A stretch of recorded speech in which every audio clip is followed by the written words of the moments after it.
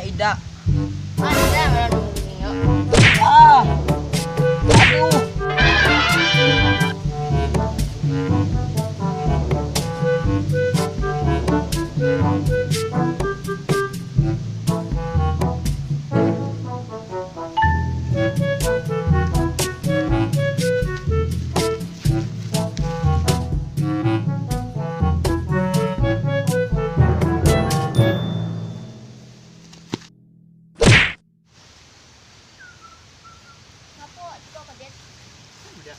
Awak jalannya terus ke sini nak mak bado sinan dengar. Nak awak tiba sinan dah. Ya. Awak tolong mak mo, buat ni kayu panggang untuk mak mo. Ya. Mak mo dak ada buat.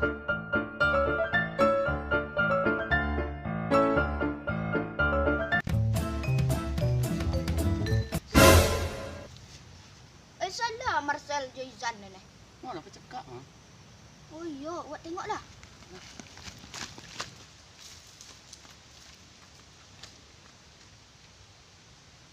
Salah Izan dia begu Marsel lah. Balego wan dua tu mah. Aduh. Melawan ni ah. Lawan ah. Tidak. Awak pesinan dia. Yalah. Melawan ah. Apa Sel? Mana Marsel?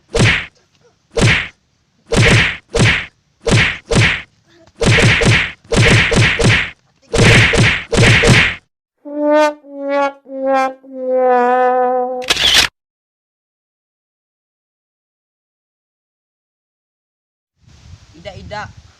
Anda meron mungkin ninyo. Posisi mo ba dia? Ko. Reko. Bagang lah, orang lupa. Kaya dah lupa. Lah. Lawan ah. Apa Sel? Oh, lama Marsel.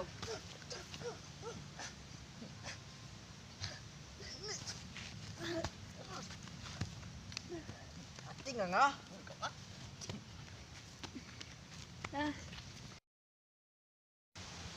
Aduh. Ah.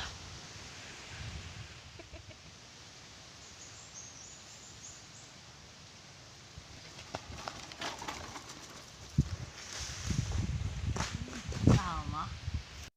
Ida. Janganlah.